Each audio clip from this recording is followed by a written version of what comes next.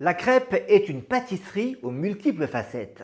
On va comprendre ses atouts santé et les pièges à éviter. De base, la pâte à crêpes est faite de 3 ingrédients, de la farine, du lait et de l'eau.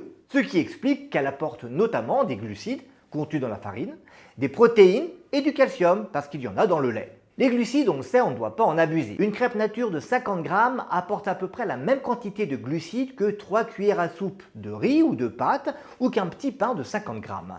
C'est loin d'être excessif. Concernant les protéines, la crêpe nature apporte l'équivalent d'un yaourt nature, autour de 5 grammes. Ça, c'est un atout. Et sur le plan calorique, la crêpe nature est loin d'être une catastrophe. Avec environ 110 calories par crêpe, c'est l'équivalent de ce qu'apportent 2 biscuits de type petit beurre. Il faut toutefois préciser qu'en réalité, les caractéristiques nutritionnelles de la crêpe dépendent beaucoup des ingrédients utilisés dans la pâte et dans la garniture. Alors sur le plan pratique, comment consommer des crêpes tout en prenant soin de sa santé? Il y a 2 situations. Premier cas, vous consommez des crêpes à l'occasion, de façon festive.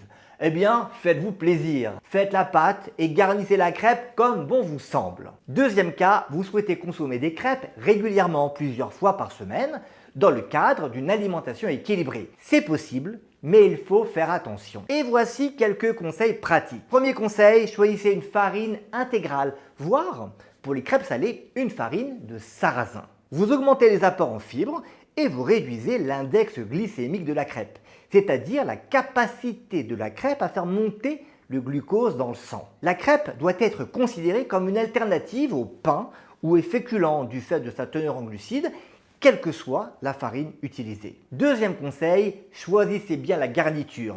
C'est là qu'on risque de rendre la crêpe trop riche en gras, en sucre ou en sel. Alors pour les crêpes sucrées, les fruits sont évidemment l'idéal. Les compotes, c'est mon second choix. Mais si vous préférez mettre un peu de sucre en poudre, ce n'est pas une grave erreur. L'important, c'est de doser. Côté crêpes salées, des tomates, des lamelles de poivron, des brocolis ou des épinards, c'est mon premier choix. Du poisson fumé ou une tranche de jambon maigre, c'est une seconde proposition. En résumé, la crêpe en soi, c'est comme du pain. On peut en manger un peu tous les jours dans le cadre d'une alimentation saine. L'essentiel, c'est de faire attention à la quantité consommée et à ce que vous mettez dessus.